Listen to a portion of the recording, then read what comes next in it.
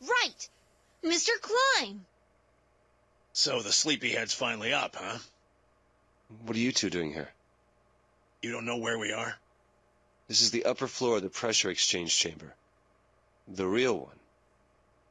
Mm-hmm. We were just about to get dressed and head out. You plan to return, then? To Earth, I mean. Yeah. Sigma told us where we could find the shuttle that brought us here. Oh, okay.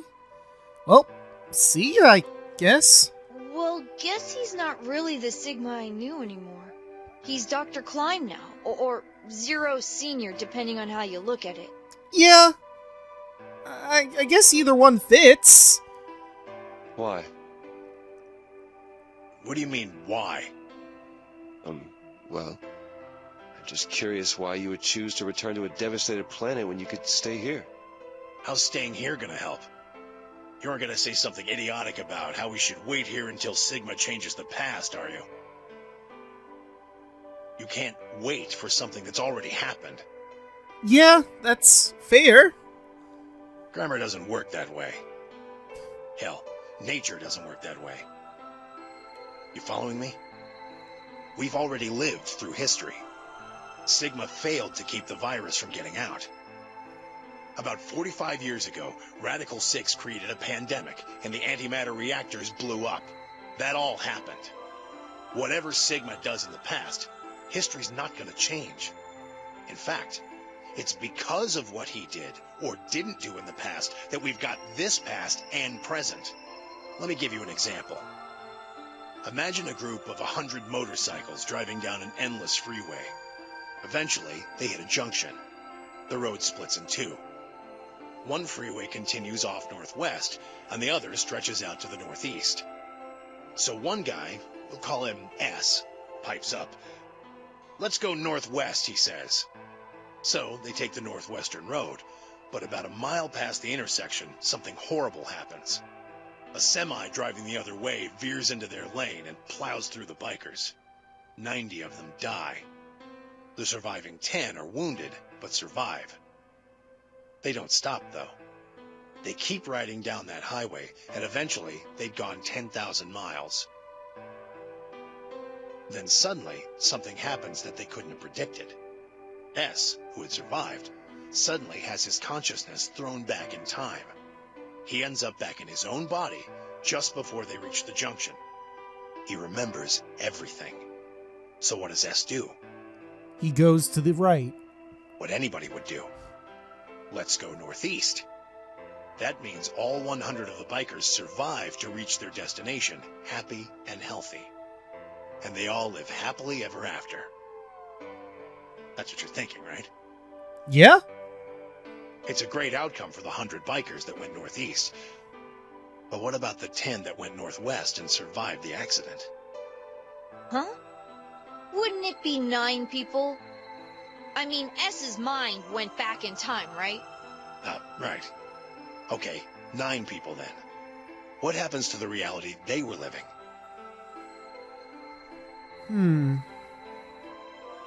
Does it just disappear when S changes the past? It's not as if it was only bad things that happened during that 10,000-mile trip. Maybe one of them fell in love with a woman working at a gas station they stopped at and had a child. Maybe one of them picked up a homeless kid who joined them on their adventure. That 10,000-mile journey would be full of stories. Friendships, farewells, romances. The loss of those 90 lives is horrible and unfortunate. But what would rewriting their history mean? The 9 who survived lived full lives. How can it be right to just erase all that? I mean, that's a fair point. But you also have... Well, I mean, he did say the 90 people who died is horrible. But let me composite to you, Tamiyoji. What about those 90 people that didn't get to live? It sucks that we have to erase the good and bad times that you've had along your road, but... what about them? They got nothing. They got plowed by a semi-truck and had to just deal with death. Shouldn't they too have the right to live? The survivors overcame their own misery and loss and made the best they could of the hand they'd been dealt. Isn't that worth something? Isn't that the best thing that humans can aspire to? Is there really any point to a world where everything is happy? I mean, you got me there. Are people who struggle for a better life just idiots? No, of course not. Being human is about fighting, even when it seems hopeless, and finding happiness, even in a world that hates it. Well said, Tenmyoji. Are you saying that's worthless? If you're saying rewriting the past will erase all these other timelines, then whatever God wrote those rules can Look, I'm just not going to accept that, alright? You get it? I get it. And I totally understand. But still, this isn't just, using your example again, 90% of a crew dying. This is the entire Earth being basically destroyed. It's on such a grander scale that it should be changed. I mean, this also brings up the, if you could go back in time and assassinate Hitler, would you? Now, to be fair, you don't know what that would do. Maybe destroying Hitler makes Super Hitler come and everything gets so much worse. Maybe destroying Hitler makes it so everyone lives a happy life in the future. But eventually another war is going to come. In the grand scheme of things, murdering someone in the past is never a good idea, because you don't know the implications down the timeline. What could happen? What could happen if you saved someone that dies?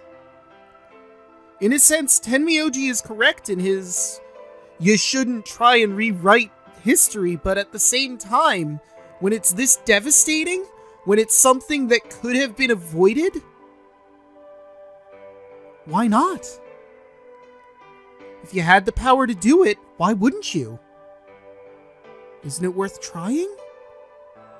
If Sigma changes the past, then you and Quark will never meet.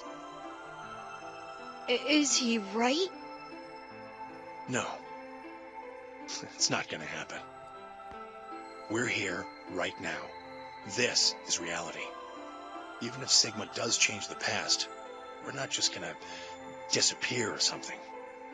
Oh! Then that means we get to stay together? Good. Thanks, kid.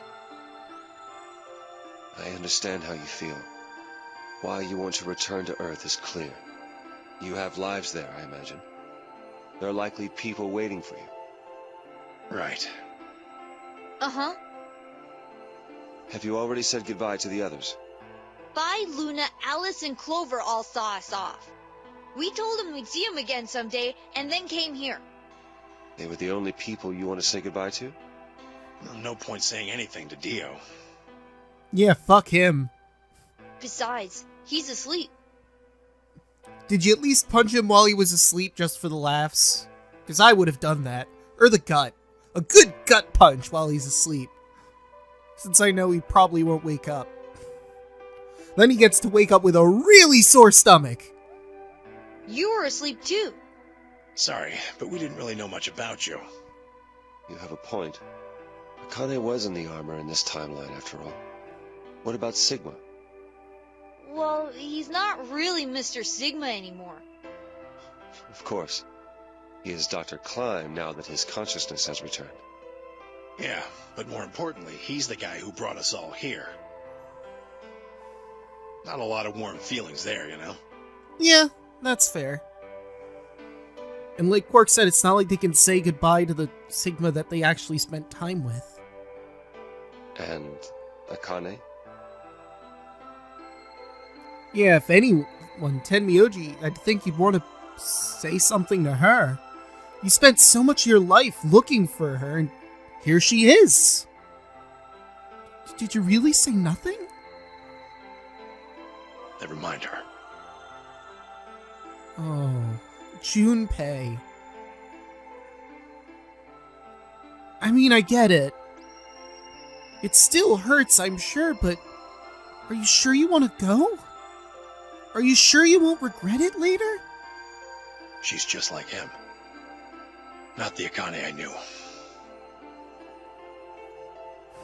I guess that's fair. She must have seen some pretty awful things over the years. Hell, she might not even be human anymore. Well, okay, let's not go that far. But the Akane Kurashiki I know isn't here. She's not anywhere.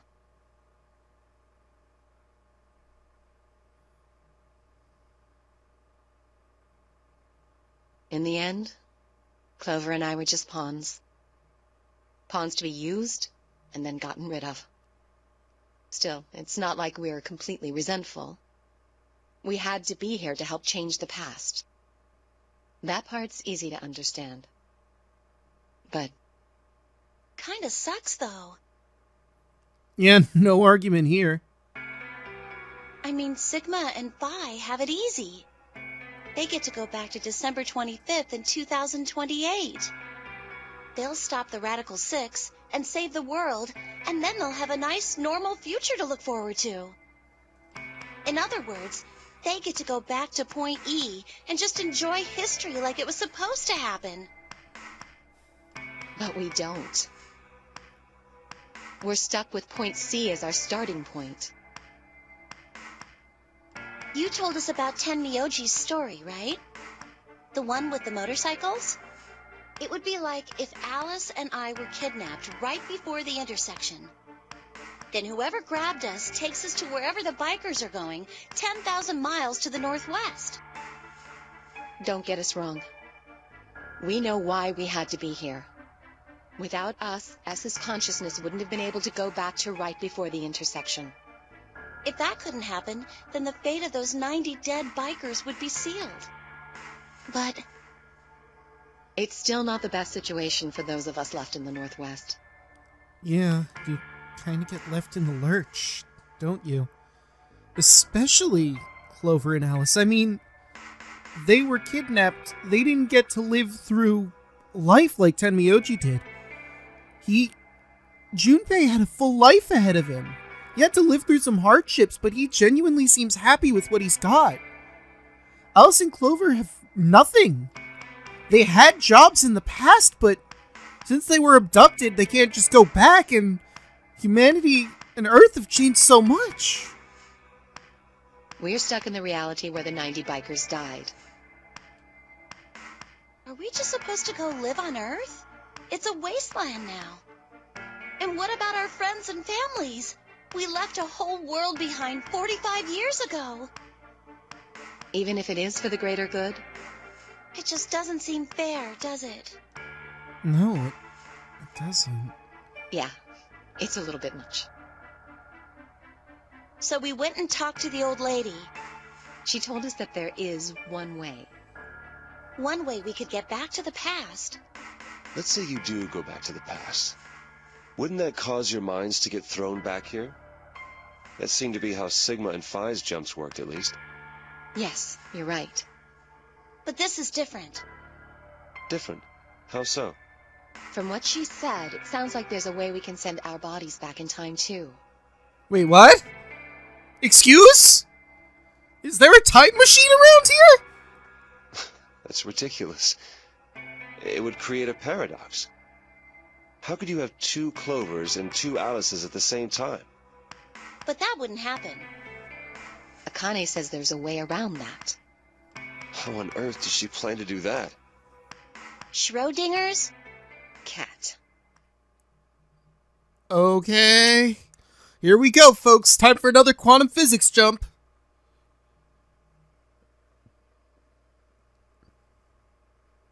Oh, hey, Kyle. Hey, Phi. Figured you'd come here eventually. Where's Dr. Klein? Luna said you were with him.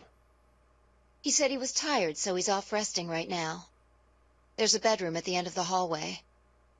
He's in there if you're curious. Oh, right. He told me to turn on this hologram projector thing when you showed up. Oh? Want me to start it? Sure. Fuck it. Sure. Glad to see you. There isn't anything in particular that I have to tell you. However, I imagine there are a great number of things weighing on your mind. I'd love to answer all your questions, but unfortunately, my circumstances make that an impossibility. I hope you can forgive me. Everything I know, Phi should also know. I have instructed her to answer any questions anyone might have. Anyone other than Kyle, that is. Excuse? Why?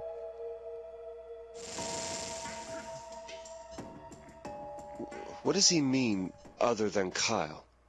Who knows? Is there anything you want to ask? Oh, right, well, I guess I may as well cut to the chase. Just who are you, Phi? I'm not Superman, that's for sure. Well, I kind of figured, you don't have the right build to be Superman. Also, you have some parts he doesn't, and you don't have parts that he does. And I'm not Batman, or Spider-Man, or Aquaman, or a Merman, or a Wolfman. I believe you said this earlier in the story at some point. I'm not a Brahmin, or Kamen, or Ramen. I'm not a Cayman either, so you really don't need to worry about anything. Okay, good. Part of me was a little worried you might be a Cayman. Please don't dodge the question.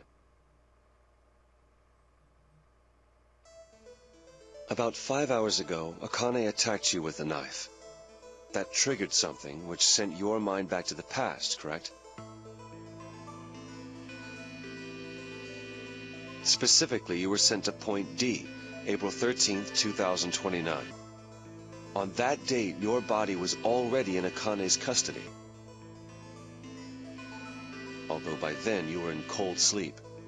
You wouldn't have regained consciousness, but your mind was now inhabiting that body. That pod was your home for 45 years. You slept there, frozen, until the time was right. Then on January 25th, 2074, you were finally thawed out, even though you didn't wake up.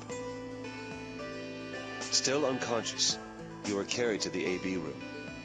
That was when your consciousness changed bodies again. A version of you from December 25th, 2028 arrived, pushing you out, and sending you back to December 25th, 2028. This is when you finally woke up. In 2028, you found and joined forces with Sigma, whose older mind was inhabiting his younger body. Together, you attempted to infiltrate the Mars mission test facility. Fortunately, your plan failed.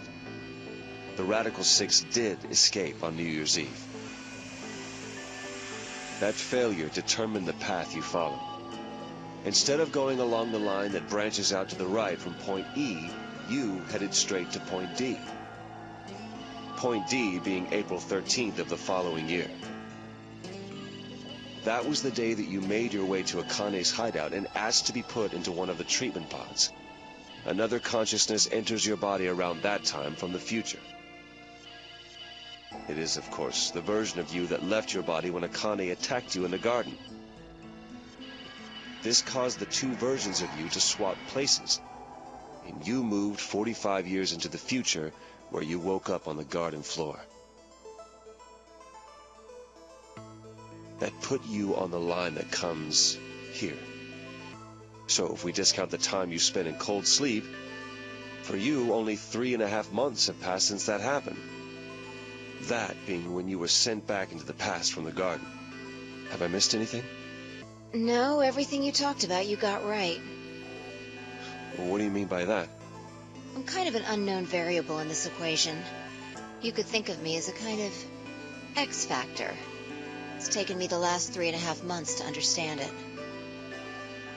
I haven't understood anything in the last 3.5 seconds. Agreed. Could you please explain? It's kind of like the relationship between classical mechanics and modern physics. Strictly speaking, You can't combine velocities with v1 plus v2. v1 plus v2 divided by 1 plus v1 times v2 over c squared is the actual equation. Of course, the sort of velocities we encounter in day-to-day life don't come close to being c squared, which is the speed of light squared. That means that 1 plus v1 times v2 divided by c squared is usually going to evaluate to something pretty close to 1. Since that would mean dividing by 1, it's usually okay to just skip that step and use v1 plus v2. You see what I'm saying? Kind of? Not exactly. Not exactly. In most situations, it works, even if it isn't technically correct. Oh, okay, I gotcha. So you knew enough to get the stuff you were talking about, right? As long as you stick to that, you won't run into any problems. I don't quite understand. In fact, I feel like you're dodging my questions. So was that what you wanted to ask about? No. What I really want to know is what happened between Christmas and New Year's Eve in 2028. You and Sigma infiltrated the Mars mission test site, didn't you? Yes. What happened there? How did Sigma lose his eye and both his arms? Saving you, huh? And why was Radical 6 in there in the first place? What could a deadly virus have to do with the simulated mission to space? Sorry, but I can't tell you that. Why? Because it would change history. Isn't that what we There is want, a history though? where the virus didn't escape. That's the line that goes to the right of point E. In that timeline, humanity isn't heading for annihilation, and Earth isn't red. The future is much brighter. But if I tell you what you're asking me right now, then that reality will disappear. You understand? I don't. Why would all of that disappear if you told me what I want to know? You're about to go back to the past, right? The past? Don't be silly. I can't do that. Then where the hell did you learn all this stuff? I just listened to you tell me a bunch of things you shouldn't have known about. You were sleeping in the pod in the garden. You just woke up. So how can you know all this? You know my past. Sigma's past.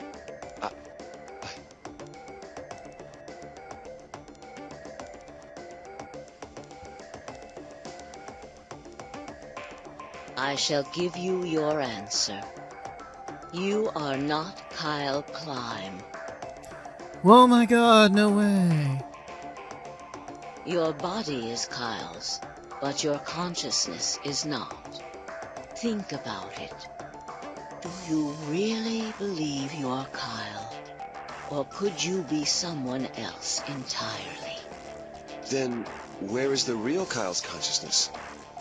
He was thrown out when you entered. Right now, in a manner of speaking, he has arrived at December 25th, 2028. His consciousness has gone into a body from that time. I doubt you know how much the doctor loves Kyle. He raised him on his own. Kyle is irreplaceable. Do you really think he would go back to the past and leave Kyle behind here? I know what I told the others, that Kyle was Dr. Climb's spare. But that was not his only purpose. Kyle's consciousness is integral to what we are trying to accomplish. This new mission begins on Christmas and ends on New Year's Eve 2028. Its purpose will be to infiltrate the test facility and prevent the spread of the virus. For this to happen, Kyle is absolutely necessary. And that is why he created him? Yes. So now that my consciousness has entered his body, the doctor has achieved his objective. Kyle has gone back to 2028 to participate in his mission. Correct. There's one thing that troubles me. Kyle was created before reaching point B from point D. That means his body did not exist on Christmas in 2028. Does that mean he has entered my body? Have we just switched places? Pretty much. I suppose you could put it that way, yes. That's ridiculous. What's going to happen to me? You telling me I have to spend the rest of my life here in this box, living in a borrowed body? No, not at all. You can travel freely through time and space. You are an uncontrolled variable that entered our closed system. As such, the rules of this world do not apply to you. I have no idea what... Please don't try to play dumb. I know what you are. Surely you must know by now, too. You are about to go into the past and save the world. Phi and Sigma, even with all of his future knowledge, will need your help. Only you can right the horrible wrongs of our past. Only you can save the world. There's no way I... Yes, there is. You have to. Don't you want to know the truth? Don't you want to know what happened in between Christmas and New Year's Eve in 2028? I do have a healthy curiosity in it. Well, yes, I do, but... Then you must believe. Reality is shaped by what we believe reality should be. Pretty much, yeah. All about your, conceptions of reality. Well, that's kind of redundant. Well, not redundant, but... I explained reality with reality. If observation can change the motion of a particle, then how is it odd to think that human thought can shape reality? Your will can change history. You know, another thing, but that's kind of how Persona is related to this... Well, Persona 5 is related to this game as well, in a sense. It's all about your cognitions. The world will be reshaped into the one you imagine. It's just on a grander scale, I suppose.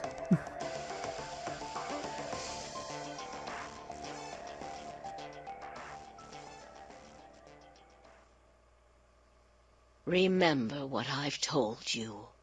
Only you can change history. Only you can save the world.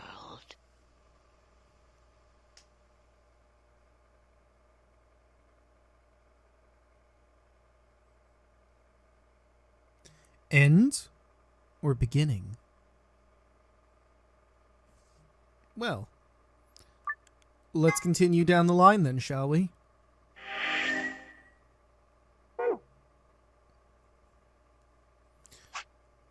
Well, there's, old Akane's. Now let's find the next bit of time, I guess. We found that, we found that. I doubt it's gonna be down those other lines, but I'm not... Where is it? I might need a moment to actually look this up then. Because it should be near the top, right? I'll be back. Alright, I'm back! This is kind of awkward, everyone. Would you like to know where the next bit of the timeline is? The third game. Yeah. I had a feeling they were going to leave it on a cliffhanger. I did not. After they put me through that much. I thought they were going to end it a couple cliffhangers ago, but turns out that's the end. A Virtue's Last Reward, no credits or anything. We got that in another bit of the timeline. So, I guess that's it. Let's go over our flowchart, I guess. We got every character's designated end. We got Akane's ender beginning, ending, or beginning, or however you want to look at that. And we got old Akane's end. But that ends... Actually, I said we were going over things. I might as well go over the game overs. I got, I think, 6 game overs throughout this entire thing. Out of 24 different endings, that seems pretty good. Every other question mark area is basically just another game over, pretty much, so... All things considered, I think I did pretty good here. Right, well, with all that said and done, we end this episode here. This is it, the finale. See you guys in the next Let's Play. Oh, wait, nope, hold on. Before we go, I'm going to be going back to Persona 5, obviously. I just have to maybe take like a brief hiatus to get my stuff sorted. I might not have to, depending on how quickly I get everything set up and edited and uploaded for this particular series. But I would like to say I'm going to take a brief hiatus now, just so I can, like, you know, film a few more episodes of Persona, get that stuff sorted, get back in the groove of editing for that, you know. Okay, now, with all that said and done, we end this episode here. See you guys in the next series.